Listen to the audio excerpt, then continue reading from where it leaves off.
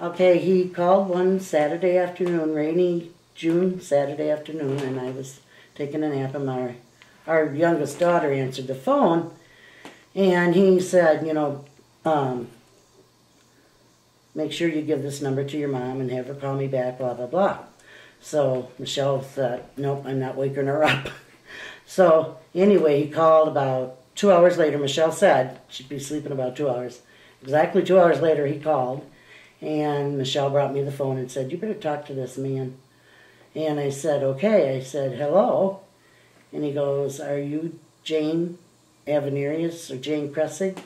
And I'm like, yes. And it kind of startled me because I thought something about my parents, And so I said, yes. And he goes, well, this is Steve Drahozal.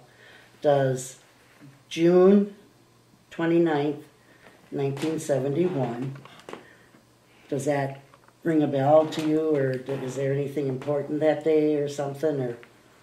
Or the searcher advised me how to approach this, rather than just call him and go, hey, I think I'm your son, from 30 years ago.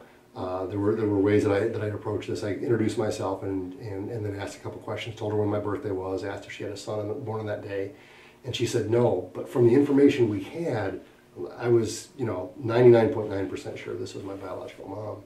So I kind of went about it a different way, and I understood this could be a total shock for her. So I went about it a different way, asked her some more questions, and explained that I'm not out to do anything bad. I just want to find my biological family. Finally, at that point, she admitted that she had a son in Iowa City on the day that I was born, and there was a moment of silence just on the phone. And my wife was there, the searcher was there, and I remember saying, I have waited a long time to talk with you. And anyway, we talked for a while, and he had a lot of questions, and I answered them, and we just really clicked right off the bat. I was so excited to hear from him, because every year when his birthday would come around, I'd wonder, is he having a good birthday? Are his parents good to him? Is he still alive? It's just great. We tell people all the time, I have two moms. I refer to them both as mom, and they're both comfortable with that. So for me, I've been really lucky that everybody's been really open, and it's been a really good experience. I couldn't have handpicked better parents for him. They are just awesome people. He grew up in Solon, down by OSC. And it's kind of weird because when Tom and I and the kids and our friends would go camping, like down to Des Moines or something, if we went to Des Moines or Iowa City for anything, they always wanted to stop at Solon at an ice cream shop. And I just always had this uneasy feeling in Solon. And I couldn't put my finger on it, and I'd always say, well, let's go to the next town, we'll be that much closer to home. But no, we always stopped, and got an ice cream cone, but I always had just a weird feeling. It was being treated like a sort of second-class citizen because of something that I had no control over whatsoever. It was I had absolutely no say in this. I had done absolutely nothing wrong. There was nothing wrong with me as a person, with my birth.